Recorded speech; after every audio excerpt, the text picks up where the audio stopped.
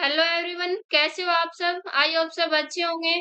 तो आज की क्लास में हम जो है ग्रुप डी के साइंस के प्रीवियस ईयर क्वेश्चन करेंगे, जो 21 अक्टूबर 2023 को पेपर हुआ था शिफ्ट वन का, उसके पीवाईक्यू करेंगे। तो चलिए स्टार्ट करते हैं।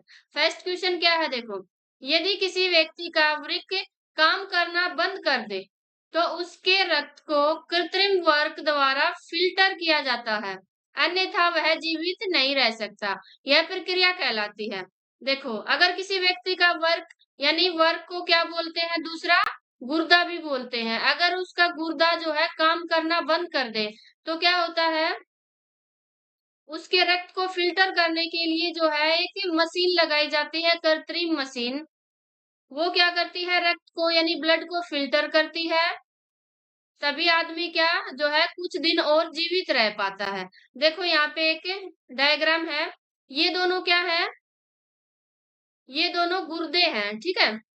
एक ये है और एक ये है, दोनों क्या है, गुर्दे हैं।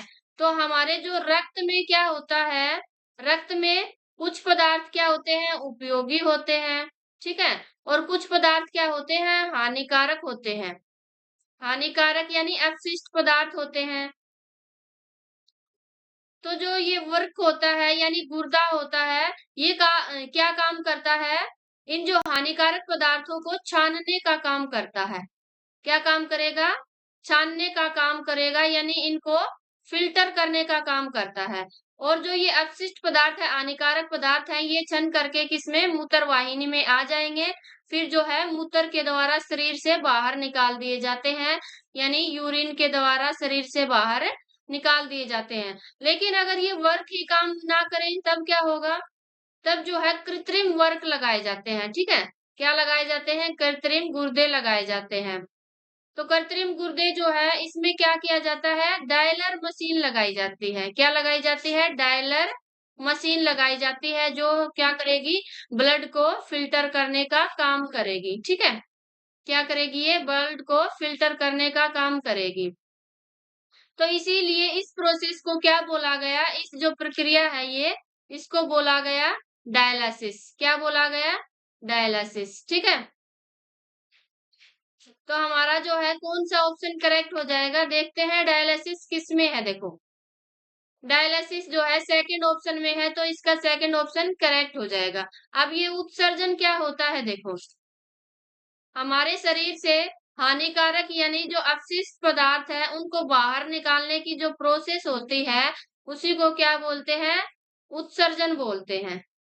तो ये जो वृक्क का काम होता है यानी डायलिसिस, ये भी उत्सर्जन तंत्र का ही एक पार्ट है। आगे देखो, नेक्स्ट क्वेश्चन। नेक्स्ट है,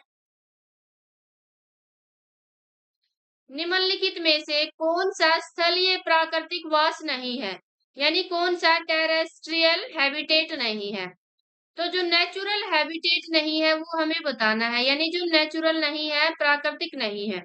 क्या तालाब नहीं है, मरुस्थल या वर्षावन या घास के मैदान। देखो, मरुस्थल क्या है, एक नेचुरल है ये भी, वर्षावन भी नेचुरल है, घास के मैदान भी क्या है, नेचुरल। लेकिन तालाब को जो है नेचुरल नहीं मानते, इसको प्राकृतिक हैबिटेट नहीं मानते। तो हमारा ऑप्शन जो है फर्स्ट करेक्ट हो जाएगा। अगला देखो, अगला है, द्रव्यमान की एसआई इकाई क्या है, यानी मास की एसआई यूनिट क्या है वो हमें बतानी है। तो देखो, जो एसआई यूनिट होती है मास की यानी द्रव्यमान की, वो होती है किलोग्राम। अगर आपसे पूछ लिया जाए कि इलेक्ट्रिक करंट की क्या होती है, ठीक है, इलेक्ट्रिक करंट की यानी विद्युत धारा की क्या होती है, विद्युत धारा, विद्युत धारा की यूनिट क्या होती है, तो वो होती है एम्पियर, ठीक है। क्या होती है, एम्पियर। ए से डिनोट करते हैं इसको, एम्पियर को। अगर आपसे पूछ लिया जाए किसकी, टाइम की पूछ लिया जाए, तो टाइम की क्या होती है, टाइम की सेकंड होती है एसआई यूनिट, ठीक है। अगर आपसे लंबाई की पूछ ली जाए यानी लेंथ की पूछ ली जाए, तो लेंथ की होती है मीटर, ठीक है। एम से डिनोट करते हैं इसको, एसआई यूनिट को। अगर आपसे प्रतिरोध की पूछ ली जाए, तो प्रतिरोध की क्या होती है, इसको रजिस्टर बोलते हैं इंग्लिश में, रजिस्टर। ठीक है, तो इसकी क्या होती है, इसकी होती है ओम। ये ओम का साइन है, इसको इससे डिनोट करते हैं। ठीक है, आगे देखो। नेक्स्ट क्या है, हमारा थर्ड क्वेश्चन है, एक लड़का समतल दर्पण से 50 सेंटीमीटर की दूरी पर खड़ा है। दर्पण और प्रतिबिंब के बीच की दूरी कितनी होगी? देखो, यहाँ पे है समतल दर्पण। समतल दर्पण क्या है, जो हम डेली यूज करते हैं, जिसमें हम अपना चेहरा देखते हैं, वही समतल दर्पण होता है। तो ये देखो, ये मान लिया हमने, ये एक समतल दर्पण है। ठीक है, तो एक लड़का खड़ा है यहाँ पे, मान लिया ये एक लड़का है। ठीक है, तो ये इससे कितनी दूरी पर है, 50 मीटर दूरी पर है। ये इससे 50 मीटर दूरी पर है। तो इसका प्रतिबिंब कितनी दूरी पर बनेगा? तो यहाँ से इसका जो प्रतिबिंब बनेगा, वो कितनी दूरी पर बनेगा? वो भी इसका 50 मीटर दूरी पर ही बनेगा। ठीक है, यानी अगर समतल दर्पण की बात हो तो, अगर समतल दर्पण की बात हो तो दर्पण से उस बिंब की दूरी और दर्पण से प्रतिबिंब की दूरी इक्वल होती है यहाँ पे। ठीक है, अगर यहाँ पे बिंब, इसको क्या बोलते हैं, बिंब, और ये है प्रतिबिंब। बिंब और प्रतिबिंब के बीच की दूरी पूछ ली जाए तो कितनी हो गई, ये टोटल 50 और 50 100 हो जाएगी। तो इसमें क्या पूछा है, दर्पण और प्रतिबिंब के बीच की दूरी, तो ये है 50 मीटर। तो ऑप्शन हमारा थर्ड करेक्ट। अगला देखो क्या है,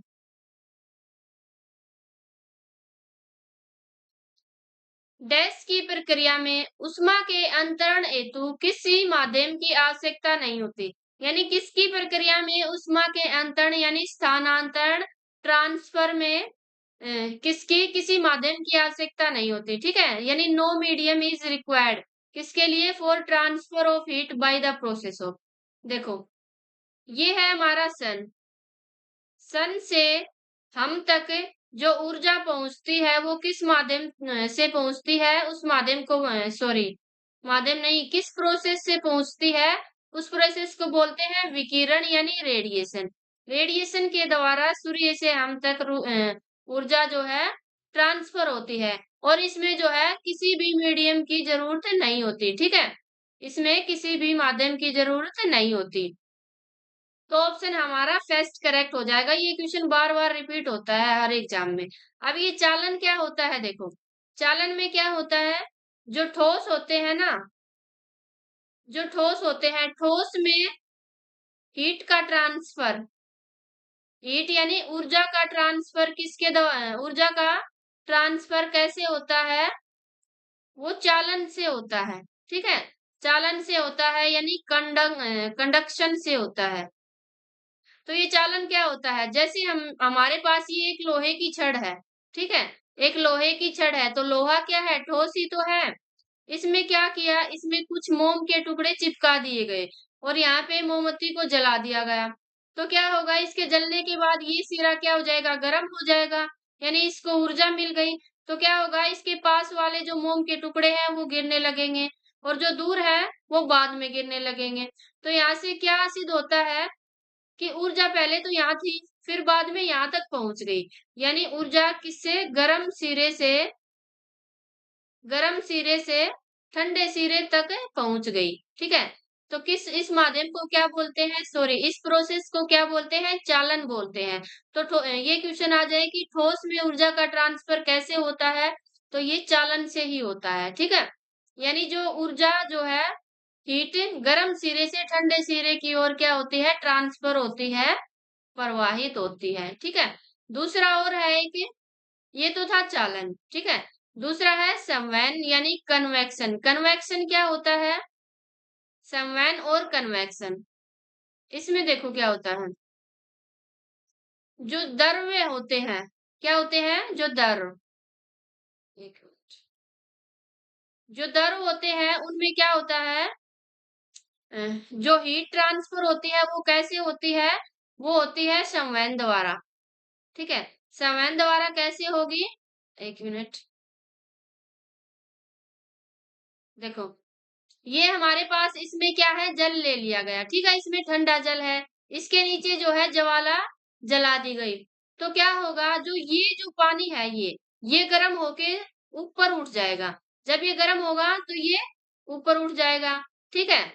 फिर क्या होगा, जो इसके पास आस-पास जो ठंडा जल है वो इसकी जगह ले लेगा, ठीक है? फिर क्या होगा, ये भी गर्म हो जाएगा, फिर से ये ऊपर उठ जाएगा, ठीक है? फिर और जो ठंडा जल है इसके आस-पास वो यहाँ आ जाएगा। तो ये प्रोसेस तब तक चलती है जब तक कि सारा जल क्या न हो जाए, सारा जल गरम न हो जाए, तब तक ये प्रक्रिया चलती रहती है। तो इस प्रोसेस को क्या बोलते हैं? इसको बोलते हैं संवहन यानी कन्वेक्शन बोलते हैं इसको, ठीक है? तो इनमें से किसी में से भी क्वेश्चन आ सकता है। 2023 में आया, किससे आया? विकिरण से। तो हो सकता है कि आगे चालन से आ जाए या संवहन से आ जाए। तो ठोस में हीट का ट्रांसफर चालन से होता है, द्रव में किससे होता है? कन्वेक्शन से होता है, और जो सूर्य से हम तक ऊर्जा पहुंचती है वो किससे होती है? किसके द्वारा? विकिरण से। यानी ओनली विकिरण में किसी माध्यम की जरूरत नहीं पड़ती, और जो सारे प्रोसेस है उनमें किसी न किसी माध्यम की रिक्वायरमेंट होती है, ठीक है? तो आगे देखो।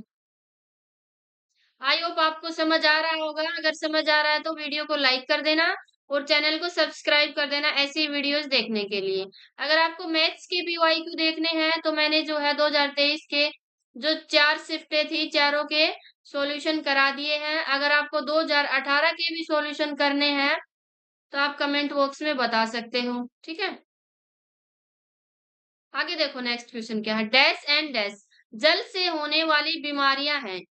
तो कौन सी इनमें से जल से होने वाली बीमारियां हैं वो हमें बताना है, ठीक है? यानी वाटर बोर्न डिसीज कौन सी है? तो फर्स्ट में है टाइफाइड और मेनिंजाइटिस, फिर है बेरीबेरी एंड पेचिस, स्कर्वी एंड हेजा, पोलियो एंड रिकेट्स। उत्तर नहीं देना चाहते। तो देखो, हमें पता है कि जो बेरीबेरी होता है वो किसकी कमी से होता है? ये जो है विटामिन बी की कमी से होने वाला रोग है। स्कर्वी जो है ये किसकी कमी से होता है? ये जो है विटामिन सी की कमी से होने वाला रोग है। और जो रिकेट्स होता है ये हड्डियों में होता है, और ये किसकी कमी से होता है? ये विटामिन डी की कमी से होता है। तो ये तीनों ऑप्शन हमारे कैंसिल हो जाएंगे, क्योंकि बेरी बेरी तो बी से होता है और स्कर्वी विटामिन सी से और रिकेट्स डी से, ठीक है? तो ये तीनों ऑप्शन कैंसिल हो जाएंगे। तो बचा कौन सा? फर्स्ट। तो फर्स्ट हमारा करेक्ट हो जाएगा। यानी जो टाइफाइड और मेनिंजाइटिस है ये दोनों किससे? वाटर डिसीज है ये, ठीक है? वाटर बोर्न डिसीज यानी जल से होने वाली बीमारियां हैं। अगला देखो। अगला क्या है? निम्नलिखित को सुमेलित कीजिए, यानी इनको सुमेलित करना है, मैच करना है, ठीक है? तो देखो, पत्थरदल, पंखुड़ी, स्त्रीकेसर, विसर्पिलता। तो देखो, विसर्पिलता क्या होती है? देखो, जब कोई कमजोर तना होता है, यानी जो पौधे क्या होते हैं? कमजोर तने वाले पौधे होते हैं ना, वो सीधे खड़े नहीं हो पाते, तो वो क्या करते हैं? ये भूमि पर ही फैल जाते हैं, ठीक है? तो उसको क्या बोलते हैं? विसर्पिलता बोलते हैं। क्या होता है? जो कमजोर तने वाले पौधे हैं वो खड़े नहीं हो पाते, तो वो क्या करते हैं? भूमि पर फैल जाते हैं, इसलिए उसको विसर्पिलता बोलते हैं। और कुछ पौधे क्या करते हैं? जो आसपास के ढांचे की सहायता से ऊपर चढ़ जाते हैं, जैसे ये इसकी सहायता से इसके ऊपर चढ़ा हुआ है, ठीक है?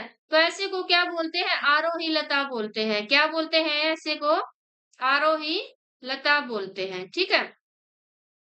तो हमारा ये ऑप्शन देखो, विसर्पी लता वाला किससे मैच हो जाएगा? यानी विसर्पी लता किसमें होती है? कमजोर तने में, ठीक है?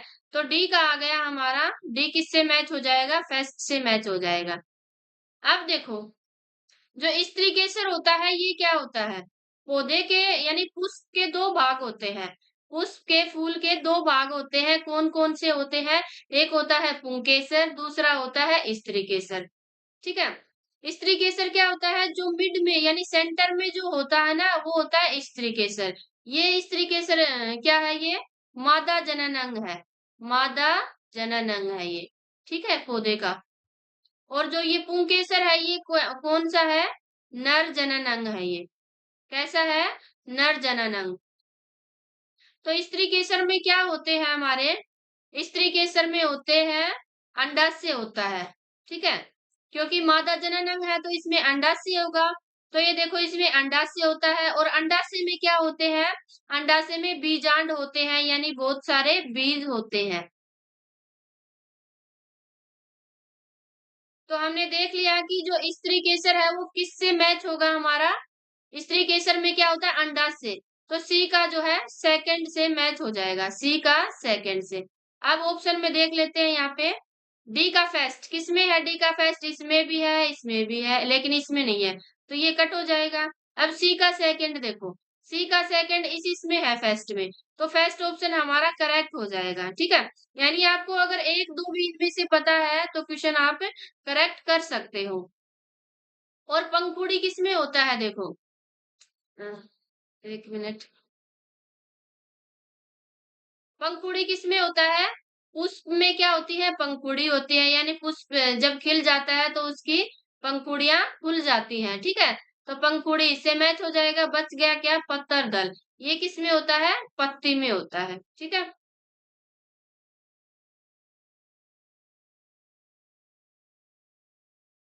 आगे देखो, विटामिन की कमी से होने वाला रोग, ये क्वेश्चन जो है आता ही आता है हर एग्जाम में, चाहे ए से वो रोग पूछ लिया जाएगा या बी से या फिर सी से। तो विटामिन ए की कमी से जो रोग होता है वो कौन सा होता है? वो होता है रतौंधी, ठीक है? इसको बोलते हैं नाइट ब्लाइंडनेस, यानी इसमें दिखना कम हो जाता है।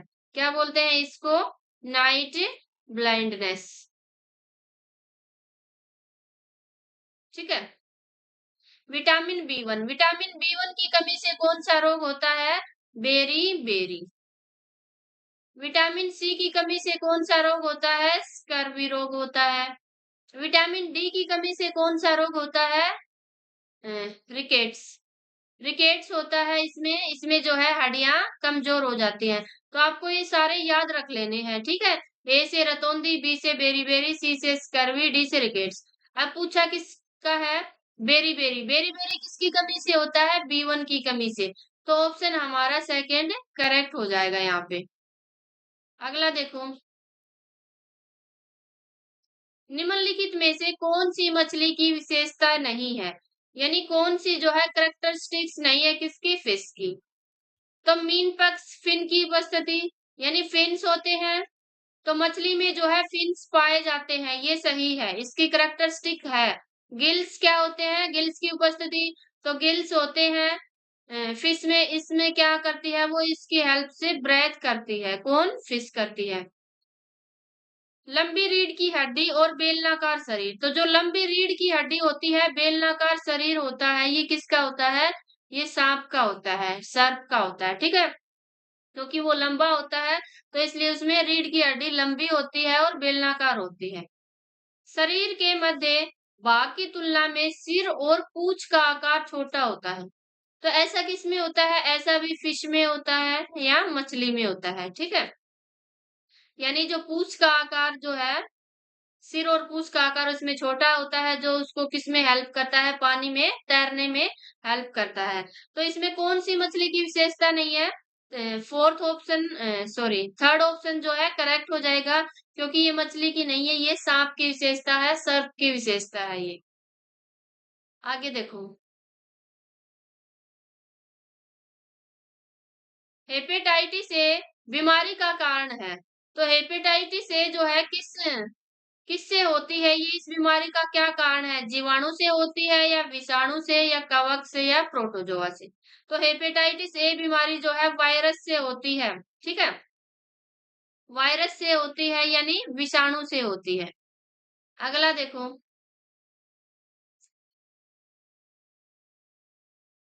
क्या है? भूकृमि अपने डैश से श्वास लेते हैं, यानी जो अर्थवॉर्म है ब्रेथ थ्रू देयर। अर्थवॉर्म किससे ब्रेथ करते हैं, किससे सांस लेते हैं? तो देखो फेफड़े हैं, फेफड़ों से कौन सांस लेता है? फेफड़ों से मानव यानी मनुष्य सांस लेते हैं। और कौन सांस लेता है? और जो मेंढक है वो फेफड़ों से सांस लेता है। मेंढक जो है फेफड़े और त्वचा दोनों से सांस लेता है ये, ठीक है? मेंढक किससे? त्वचा और फेफड़े दोनों से सांस लेता है। श्वासनलियों से कौन सांस लेता है? जो कीट वर्ग है, सारे जो कीट है ना, वो किससे श्वासनलियों से सांस लेते हैं। और इसमें क्या आ जाएगा? जो स्तनधारी हैं, स्तनधारी हैं ये भी क्या करते हैं? श्वास नलियों से सांस लेते हैं। गलफड़ों से यानी गिल से कौन सांस लेता है? गिल से मछली सांस लेती है, फिश सांस लेती है। ठीक है, इसको गिलफड़ों को इनको क्लोम भी बोल देते हैं, इनकी जगह पे क्लोम भी आ जाता है कि क्लोम की हेल्प से कौन सांस लेता है? तो मछली लेती है। ठीक है, त्वचा से कौन लेंगे? त्वचा से जो है केंचुआ सांस लेता है और अर्थवर्म लेते हैं यानी भूकर्मी। जो भूमि में होते हैं, जो कीड़े होते हैं ना, वो क्या लेते हैं? त्वचा से ही सांस लेते हैं। तो इन सबको आपको याद रख लेना है, इनमें से कौन सा भी क्वेश्चन आ सकता है। ठीक है, नेक्स्ट है, निम्नलिखित में से किसके उत्पादन में ईस्ट का प्रयोग किया जाता है? तो किस के उत्पादन में ईस्ट का प्रयोग किया जाता है, यानी किसके प्रोडक्शन में? तो जो ईस्ट होती है ना, ईस्ट, उसका जो यूज होता है वो किस में होता है? एक तो बेकरी में होता है। बेकरी में क्या आ गया? बेकरी में जैसे केक बनाने में। ठीक है, और इसका जो है अल्कोहल बनाने में किया जाता है। तो अल्कोहल जिस जिसमें होगा ना, वो इस ईस्ट से बना होगा। तो अल्कोहल जैसे बियर, शराब, इन सब को बनाने में किसका यूज होता है? ईस्ट का यूज होता है, क्योंकि ईस्ट क्या करता है? कार्बन डाइऑक्साइड को रिलीज करता है ये। ठीक है, जिससे कि जो केक वगैरह है ना, ये क्या है? फूल जाते हैं ये। ठीक है, तो इनमें से कौन सा ऑप्शन करेक्ट हो जाएगा? ईस्ट से चीनी नहीं बनती, ऑक्सीजन नहीं बनती, हाइड्रोक्लोरिक अम्ल नहीं बनता, इससे क्या बनता है? एल्कोहल बनता है। ठीक है, अगला देखो क्या है। वर्ष 2016 में भारत सरकार ने डैश नामक मिशन आरंभ किया है, जिसके अंतर्गत उचित वाहित मल निपटान शुरू किया गया है। तो वो कौन सा है? उज्ज्वला है या उड़ान है या स्वच्छ भारत है या नमामि गंगे? तो देखो, उचित वाहित मल निपटान के लिए कौन सा शुरुआत की, किसकी शुरुआत की? तो वो है स्वच्छ भारत। ठीक है, यानी स्वच्छ भारत की शुरुआत की थी कब? 2016 में। ऑप्शन थर्ड हमारा करेक्ट हो जाएगा। अगला देखो, अगला क्या है? स्तंभ ए में दिए गए विद्युत अवयव को स्तंभ 2 में दिए गए उनके संकेतों से सुमेलित कीजिए। ठीक है, यानी मैच करना है इनको। इलेक्ट्रिक सेल, इलेक्ट्रिक सेल का सिंबल क्या होता है? स्विच ऑन का सिंबल क्या होता है? विद्युत बल्ब का सिंबल क्या होता है? बैटरी का सिंबल क्या होता है? ठीक है, तो देखो, जो विद्युत बल्ब होता है इसका सिंबल ये होता है। ठीक है, तो ये सेकंड से मैच हो जाएगा। जब ऑन हो, तो ऑन में क्या होता है? जैसे ये दो तार हैं, तो ऑन होंगे तो ये होगा, इसका सिंबल ये। लेकिन अगर ऑफ है तो ऐसे ही मिलेंगे, यानी दोनों तार अलग अलग मिलेंगे। ठीक है, तो ऑन का सिंबल ये होता है। ठीक है, थर्ड से हो जाएगा। अब बैटरी, विद्युत सेल देखो, विद्युत सेल का सिंबल क्या होता है? ये होता है। ठीक है, यानी इसमें ये हो गया। ठीक है, ये जो लंबी लाइन होती है ना, मोटी, ये पॉजिटिव को डिनोट करती है और ये नेगेटिव को। ठीक है, ये सेल है। लेकिन अगर इनको ये तो एक सेल हो गया, अगर दो या तीन या इससे ज्यादा को मिला दिया जाए तो क्या बनती है? हमारी बैटरी बन जाती है। क्या बन जाती है? बैटरी बन जाती है। जैसे इसमें दो सेलों का यूज हुआ है। ठीक है, तो दो सेलों का यूज हुआ है तो ये क्या बन गई? बैटरी बन गई। तो ये बैटरी से क्या हो जाएगा? मैच हो जाएगा। अब देखो, फर्स्ट का किससे मैच है? फोर्थ से है। फर्स्ट का फोर्थ से है और सेकंड का थर्ड से है। किस ऑप्शन में है? देखो, फर्स्ट का जो है फोर्थ ये रहा, दोनों में है, ये तो कैंसिल हो जाएंगे। और बी का थर्ड, बी का थर्ड जो है इस लास्ट में है, तो हमारा फोर्थ ऑप्शन जो है करेक्ट हो जाएगा। ठीक है, चलते हैं नेक्स्ट पे। धातुओं का वह गुणधर्म क्या कहलाता है जिससे धातुओं को पीटकर पतले पत्थर बनाए जाते हैं? यानी वो प्रॉपर्टी क्या होती है मेटल की, जिससे जो है उनको बीट करके यानी पीट करके थिन शीट्स यानी पतली चादरों में उनको कन्वर्ट किया जाता है। ठीक है? उनको पीट के पतली चादरें बनाई जाती हैं, वो प्रॉपर्टी क्या होती है? तो उस प्रॉपर्टी को क्या बोलते हैं? आघात वर्धनीयता। आघात वर्धनीयता। ठीक है? यानी इसमें जो है मेटल्स को, धातु को क्या किया जाता है? पीटा जाता है और उसकी पतली क्या बनाई जाती है? चादरें बनाई जाती हैं। ये तो आघात वर्धनीयता होता है। एक होता है तन्यता। तन्यता क्या होता है? इसमें जो है धातुओं को पीट कर क्या बनाए जाते हैं? पतले तार बनाए जाते हैं। क्या बनाए जाते हैं? पतले तार। तो पतले तार बनाए जाते हैं, उसको क्या बोलते हैं? तन्यता। पतली चादरें बनाई जाती हैं, इसको बोलते हैं आघात वर्धनीयता। अब हमें किस थिन शीट्स का पूछा है, यानी पतले शीट चादरें, तो वो क्या हो गई? इसमें यहाँ पे कूटनीयता दे दिया गया, तो आघातवर्धनीयता भी आ जाएगा। कूटनीयता मतलब उसको कूट-कूट के बनाया जाता है, तो ऑप्शन हमारा फोर्थ करेक्ट हो जाएगा। ठीक है? चालकता क्या होती है? कंडक्टिविटी। ये मेटल्स की ये भी एक प्रॉपर्टी होती है, यानी जो मेटल्स होती हैं वो कंडक्टिव होती हैं। ठीक है? रिएक्टिव भी होती हैं। सारी मेटल्स क्या करती हैं? रिएक्ट करती हैं। कुछ ही मेटल क्या नहीं करती? रिएक्ट नहीं करती। तो ऑप्शन हमारा फोर्थ करेक्ट हो जाएगा यहाँ से। तो आज के लिए इतना ही काफी। मिलते हैं नेक्स्ट वीडियो में नेक्स्ट टॉपिक के साथ। ठीक है? तो अगर आपको वीडियो पसंद आई है तो वीडियो को लाइक कर देना और चैनल को सब्सक्राइब कर देना। अगर आपको ये पीडीएफ चाहिए तो जो है आप व्हाट्सएप चैनल को सब्सक्राइब कर लेना। ठीक है? इस पे पीडीएफ मिल जाएगी ये।